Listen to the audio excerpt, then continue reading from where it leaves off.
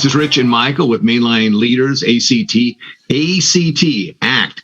We know as leaders, you have to act. You're a leader, you got to act. You got to take some action here.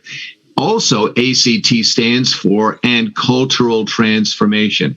There's this really powerful and interesting connection between leaders, them becoming their best, and cultural transformation, which then brings the good for everyone at the workplace. So Rich and I are executive coaches. That's what we do.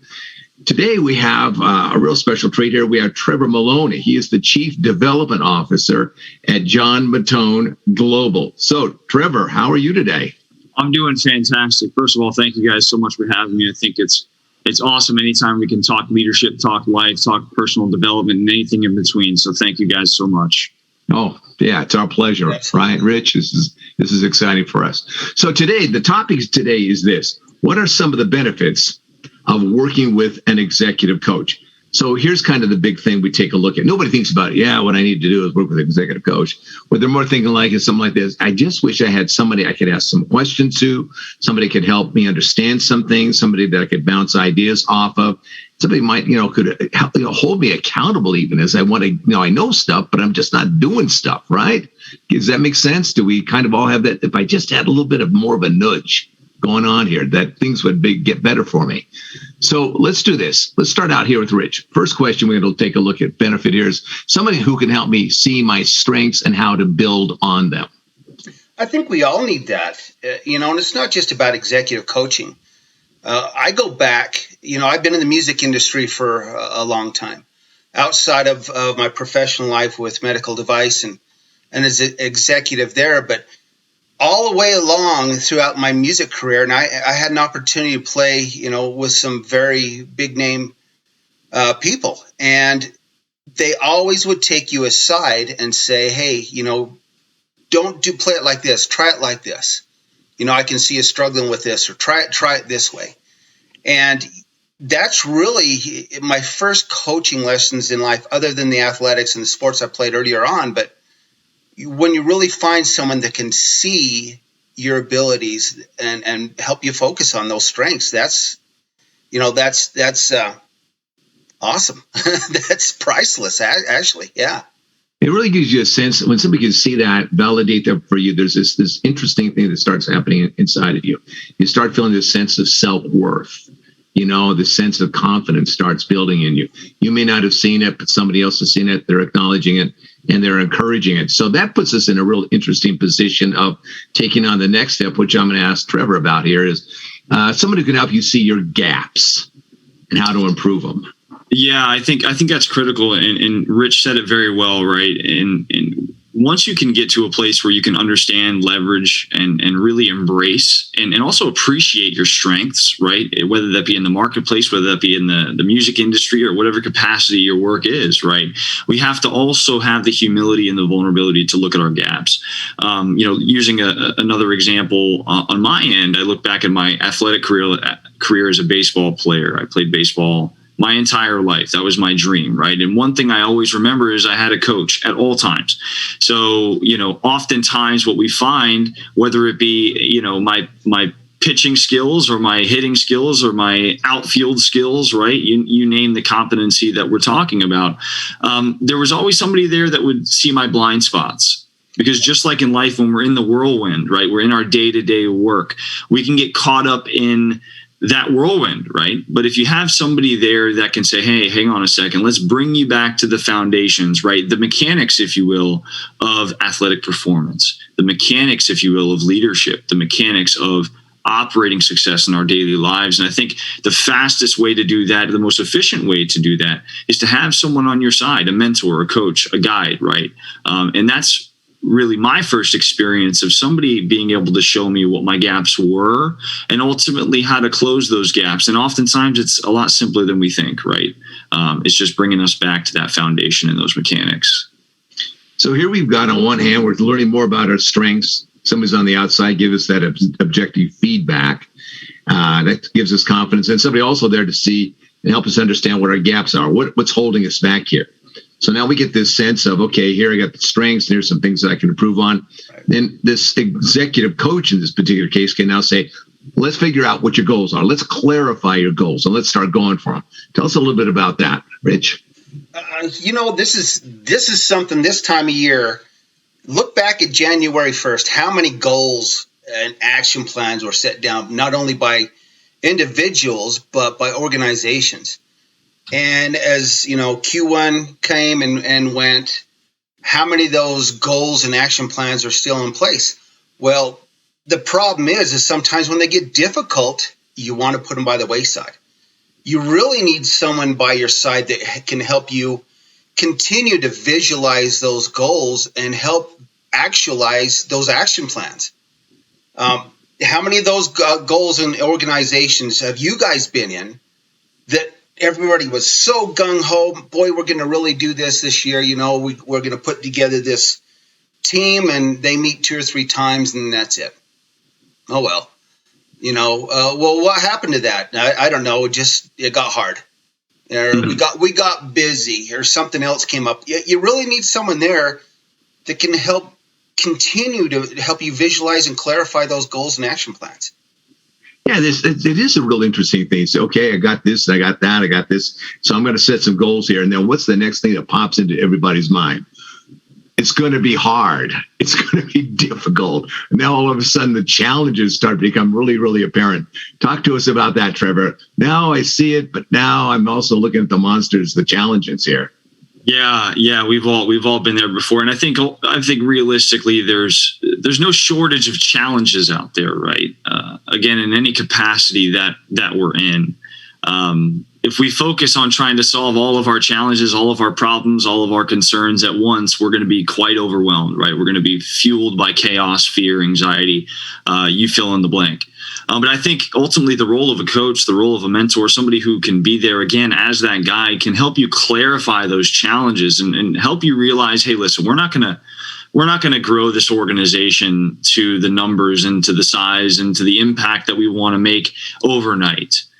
This is going to take a process. This is going to take time. But it has to be clarified, right? It has to be clarified that we're not going to solve all the problems at once, but a coach can help you pick the 2 or 3 action items, the 2 or 3 things that are critical, right, in your business growth, in your life, right, in your relationship. There's always 2 or 3 things that you can really lock in on. Start with those and create an action plan around that. And when you do that, you can ultimately define your challenges better, right, with less overwhelm, with less chaos, right, and more clarity towards the results that you're looking to desire. And I think that's ultimately what it's about, is clarifying those 2 or 3 critical challenges that we can actually control, right, and actually change in the near future and ultimately the long term. Excellent. That's great stuff. Great stuff. So if you start looking at it by yourself, it starts feeling like I've got all these balls that I'm juggling. Here's my strengths, here's my gaps, here's some goals, and there's some challenges, and da-da-da-da-da. It starts to feel a little bit overwhelming, right? And what you were talking about there, Trevor, somebody who now can start laying out that action plan. Mm-hmm. What's the action plan going to be? Help somebody on the outside can see it more clearly, objectively. Pick that up, Rich. Take that for us. I think Trevor hit it on the head there, having someone from the outside looking in and helping you, try something different. We talk about action plans, we talk about team building, we talk about all these things and going back to the goals and things that you put together. But, sometimes these tried and true methods that a lot of people use for team building, communication skills, those sort of things, they struggle with those and don't understand why. Why are we struggling with, the communication and the team building or conflict? That all comes from you as a person. What is your action plan to look deep inside that's going to help you develop those skills on the outside? You need someone that's going to help you develop an action plan based on who you are as an individual. And, then once you get those action plans in place as an individual, then you can work more effectively as a team. Yeah, see, there's a lot going on inside of you, folks, when you start taking on some big challenges here. Things like, do I really want to do it? Is it possible to do? Can I do it? Have other people done this stuff? All that stuff is going inside, because finally the big question is it going to be worth it? So one of the things that an executive coach can do is they can bring somebody who has been there many times and has gone through it. Give us some more insight about that, would you, Trevor?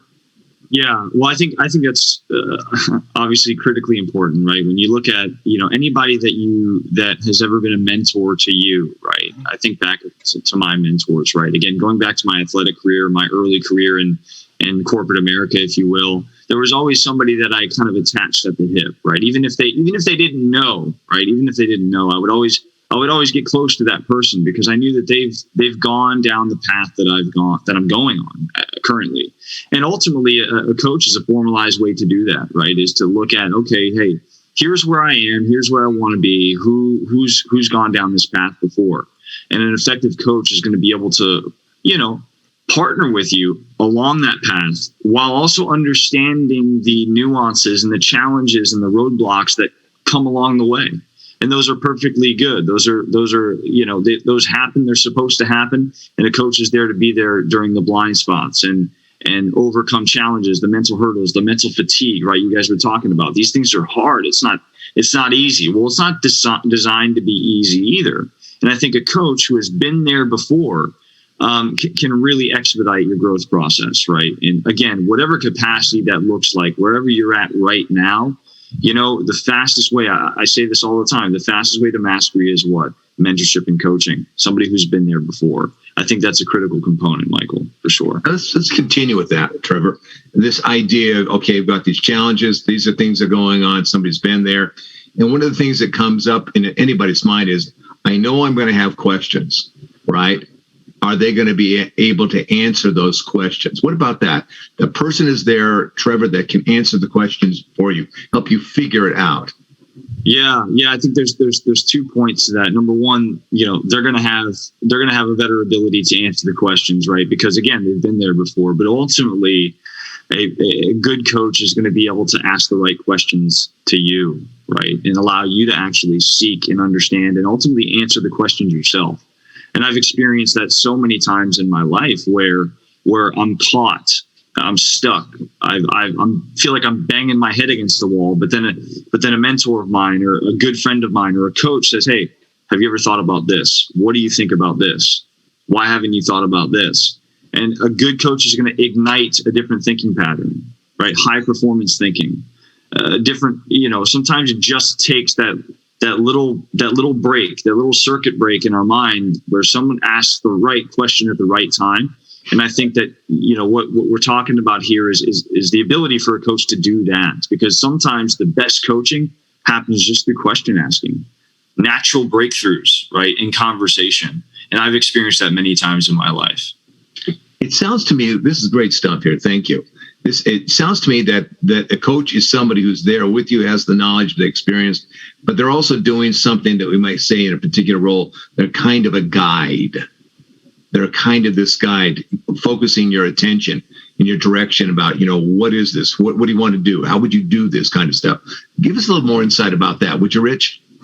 I like to listen to a lot of different podcasts about fishing and hunting and outdoors in general. Most of these podcasts are done by guides, people who have been there, done that. They eat, sleep, breathe what they do. They love that. And so a lot of times you need that guide to get you on the right path, show you where to go fish in that stream, instead of just saying, well, I can figure this out on my own, go have someone show you. It will save you a ton of time. It'll save you a lot of money. It'll save you a lot of heartache. It'll save a lot of stress on the organization. Name it. There's a ton of things that it's going to save you to help you get onto that next level. And an executive coach is a guide. They really are. Not only have they got the experience on the outside, they eat, sleep, and breathe coaching. How can we help you? And not only that, it's got to be someone who's got a passion for what they do. Not someone who's just, doing this as a paycheck or, something to get me to buy until the next gig. That's not, what you want to find. You want to find someone with a passion. And that's really what a guide is. They have that passion to help you. That's good. That's great stuff. Thank you. So Trevor, one of the things that happens to leaders oftentimes, because now they've become the go-to person, the go-to guy, the go-to gal, is they can start feeling isolated. I feel like I've got to know all the answers. I have to know what to do. People are coming to me, so I've got to be that person, so they can kind of insulate themselves, hoping that, I can really carry the job. So one of the things a coach can do is become that sounding board outside that whole framework of the organization. That's a safe place to go and just, again, be the sounding board. Give us some ideas on what that's about.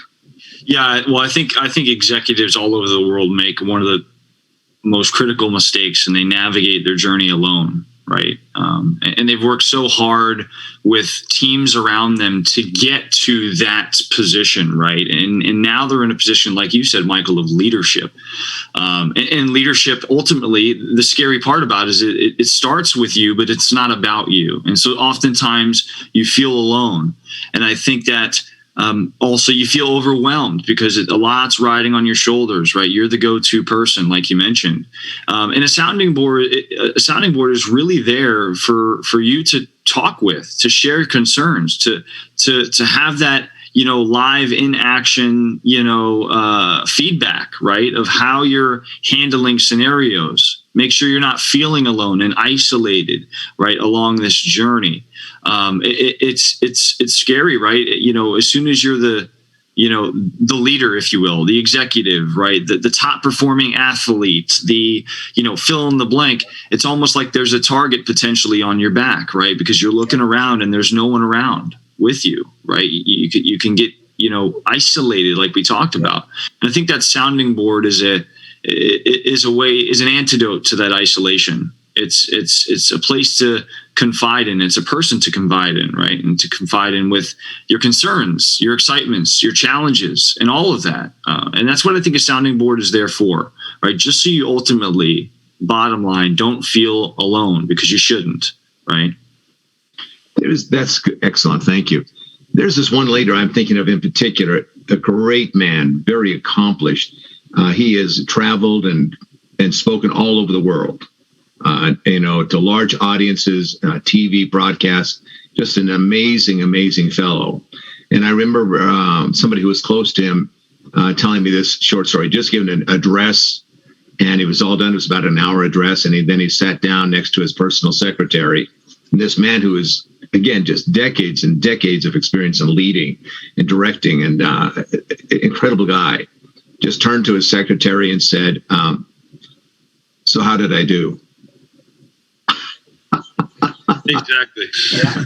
That's exactly what that's all about. And so that kind of leads us to this next point about is encouragement. Yeah. Leaders think they're tough people, they're strong, they can do it on their own. Isn't the real fact is, doesn't everybody need some encouragement from time to time? Just kind of that attaboy, attagirl kind of thing, that you're doing great, and this next hurdle we got, we're going to get this done. Talk to us about that, Rich. If I can, I want to tie these next two bullet points together, okay, because I think they go hand in hand. And really, it's someone who can, from the outside. And I want to start there with the encouragement and the perspective. But we've talked about this before, about internal versus external coaching. You really need someone that you can develop a relationship with, develop rapport. It's just like you just said a few minutes ago. This individual, he turned to his secretary and said, how did I do? Well, that comes from a relationship. That comes from trust. And what about, a lot of these internal coaches, and I'm not gonna hammer all these internal coaches, but you've got to have that outside objective perspective to what you're doing. Internal coaches, they're on the payroll. There's someone that may have come up through the ranks and applied for that position, and they got that position, or they hired someone right out of school. They got their MBA, and they thought, well, we're going to make this guy an internal coach, or he or she an internal coach. But you've got to have that experience. When we go back, you got to have that outside experience. Experience really matters. And not only that, you've got to not have a bias towards the organization. If you're internal and you've got a bias towards the organization, or senior leadership is your golfing buddies or your brother-in-law who just happen to, network you into a position or whatever that may be, you're not going to have that outside perspective and maybe not true encouragement. Encouragement has to be heartfelt. It really has to come from deep inside you to encourage somebody to succeed, to better themselves. And it's got to be something that you're not afraid that I'm going to get this guy so good at what he does that he's going to take my job. Or I'm not going to be able to apply for that next awesome leadership position that's going to be up on the job board here pretty quick so I can get out of this coaching gig.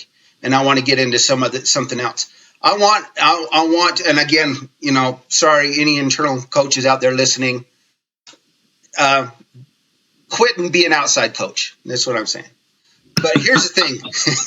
Here's the thing. You really have to have an objective perspective to give that encouragement to succeed. Those things go hand in hand. You really do. You've got to be able to step back and not concern yourself so much with the politics of the organization, but with the development of that leader. Yeah, there you go. That's great ideas and insights. And I'm going to talk about that. You've been talking about perspective. I want to take a little bit twist on that and the notion here with you, Trevor, about fresh perspective. Organizations have their own kind of group think. They have their own history. They all have their own way of, this is how we do it. This is who we are. And they can kind of get into a combination of we're right and this is the way we think about things. And we got to do it so that we don't, lose face. And, this sense of entitlement can kind of build up. So you've got this external coach, this executive coach coming in and now has this opportunity for fresh perspectives. Yeah, I think when I think of the word fresh perspective, I think of honest perspective. Yeah. In the way to get to truth, right, which is our ultimate goal in any pursuit, hopefully, right, is how many times, to pose a question, right, how many times have you either felt maybe insecure or confident, right, or excited, and you know who to go to that's going to give you the response that you're looking for, right? And I think that's the danger of not having an honest, fresh perspective is we can go to the people that we know what their response is going to be. We're really good at manipulating that as human beings, right? I know if I want to talk to my wife and I ask, hey, how'd I do today in CrossFit or how'd I do today on dinner? More than likely, she's going to say, you did great. But if somebody that's never been to my house and I cooked a crap meal, excuse my language, they're probably either going to, again, not offer that fresh perspective because they don't have the courage to speak the truth, right? Which is what that fresh perspective is, that's the challenge right there. And I think that a fresh perspective from a coaching standpoint, from an outside perspective, is someone that can say, hey, well, you know what? I like that thought, but let's look at it this way, right? And not only is that good for the client, it's good for the coach because there's no bias there, right? There's no presupposition to what they're talking about. This is raw perspective. And I think that's the power of a fresh perspective from an outsider's point of view. Again, you can talk to your family members all day. You can talk to your colleagues that you've worked with for 10 years, and they're going to tell you what you want to hear. Oftentimes, they're not even going to be able to control it.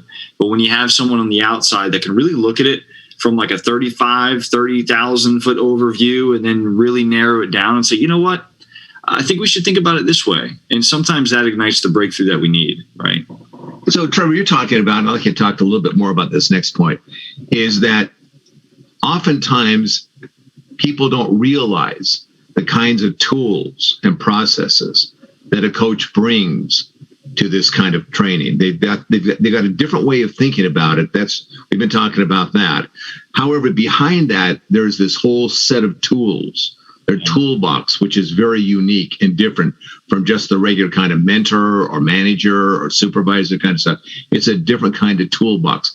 Talk to us, Trevor, about what is the coach's toolbox that makes what they're able to bring that kind of excitement and enthusiasm, that kind of sense of rebounding, resiliency, fresh new things. What is that about?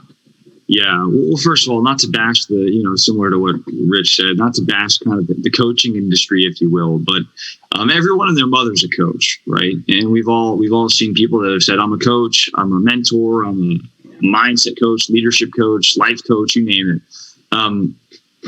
Oftentimes they're doing really good work, right? But I think what separates a good coach to a great coach and someone that actually impacts operating success and real transformation in people's lives through, at the individual level, as well as, the team and ultimately cultural level, right, inside of an organization, is the assessments, tools, and resources that they have access to as a coach, right? And so when we look at successful tools, we look at processes, we look at a system that actually takes somebody from where they are to where they want to be, driven by data, driven by assessment, driven by real, tangible growth.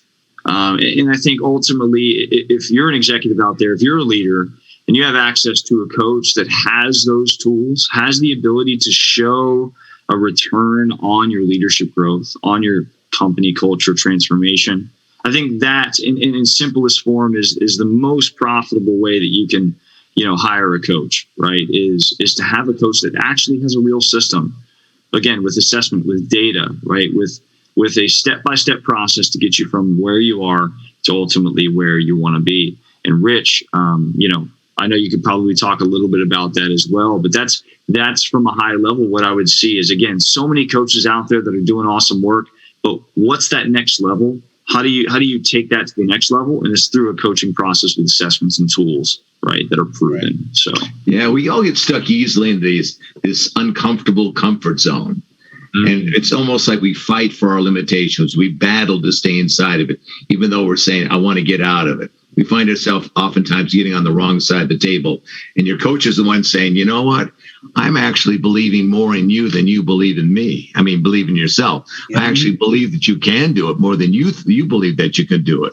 I'm the gal who's pulling you out through that so that you can see who it is that you really can become.